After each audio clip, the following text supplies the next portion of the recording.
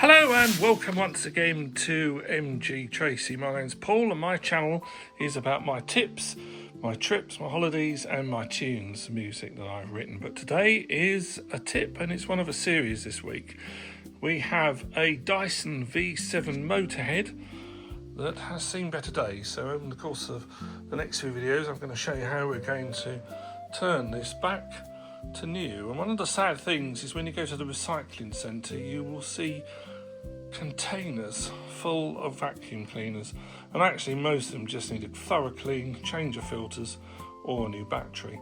So today we're starting here, and Dysons are very good, but after 2 or 3 years the battery with the constant charging and discharging needs to be replaced.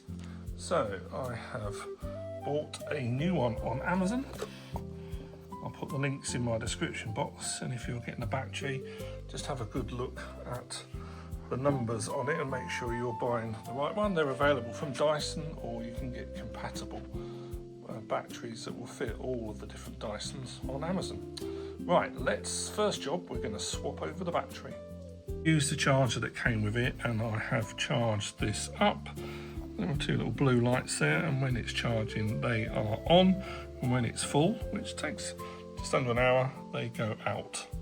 So I've charged that first. Now in later Dysons and Sharks, actually changing the battery became almost a cassette sort of thing, and they're very easy to swap. But in the earlier Dysons, they are held in by this screw. So the first thing we're going to need to do is take out that screw so we can remove the old battery and get that recycled. I've just removed that screw, and that's what that looks like. And then underneath you're going to find you've got 2 more screws there that need to be removed. With those 2 screws removed, and do put them back into the same hole, you'll now find that the old battery will just pull out. And at this point I will double check that the one you've bought is the same. The new battery, we've got those 3 screws, and we've got the old battery. Now don't chuck that in a black bin, because it will explode and it can cause a fire either in the recycling vehicle or at where your waste ends up, particularly if it's going to an incinerator. So all local councils will have a route for you to recycle these bigger rechargeable batteries. This is what you should be looking at when you've removed your battery, and we're now going to just drop the new one in. It should go in with a click. There we go. And now we need to replace those 2 screws, and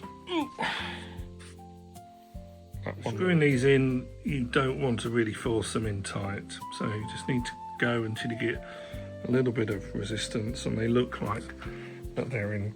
We have the new battery in, and I've put a hard floor head on, and we're just going to have a little test now.